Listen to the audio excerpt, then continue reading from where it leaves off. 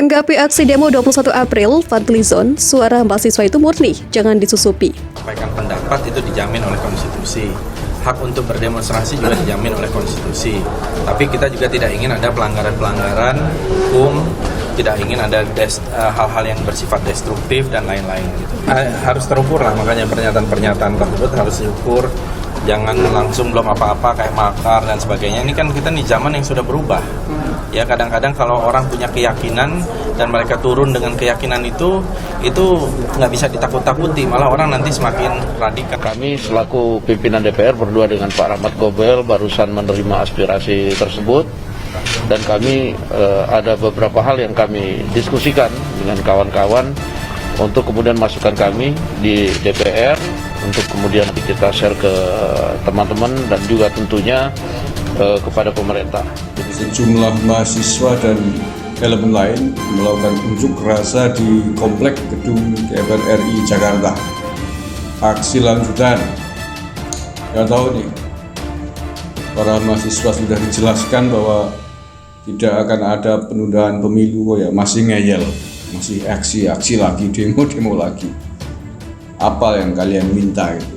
Bang nggak jelas, kurang jelas penegasan Presiden Jokowi itu. Tapi alhamdulillah aksi berjalan damai, lancar, aman, terkendali. Tidak ada, dan Pak Jokowi masih tetap menjadi presiden. Bohir ini rugi ini. Ternyata aksi berikutnya bukan aksi seperti yang diharapkan. Aksi yang aman, nyaman, dan damai dikendalikan oleh hujan di Jakarta juga. Anggota DPR RI dari fraksi Gerindra Fadlizon menanggapi rencana aksi demonstrasi mahasiswa dan berbagai elemen masyarakat lainnya yang digelar di DPR dan Istana pada Kamis 21 April. Menurutnya aksi demonstrasi mahasiswa adalah satu ekspresi wajar di negara demokrasi. Bahkan kata Fadlizon, Presiden Joko Widodo pun membolehkan masyarakat berdemo. Menurut saya bagus-bagus saja. Ini kan juga dilindungi konstitusi oleh undang-undang dan dari waktu ke waktu mahasiswa itu memang menjadi semacam moral obligation. Saya pernah jadi aktivis mahasiswa, saya juga pernah berkali-kali demo di zaman mahasiswa, ujar Fadlizon di Kompleks Parlemen pada Kamis 21 April. Anggota Komisi 1 DPR itu mengatakan mahasiswa relatif lebih murni di dalam menyuarakan aspirasi masyarakat. Menurutnya, gerakan mahasiswa akan selalu ada jika ada masalah-masalah yang krusial di dalam negeri. Aliansi Mahasiswa Indonesia, Badan Eksekutif Mahasiswa Universitas Indonesia akan membawa 7 tuntutan kepada Presiden Jokowi dalam demonstrasi yang akan digelar di depan Istana Merdeka hari Kamis 21 April 2022.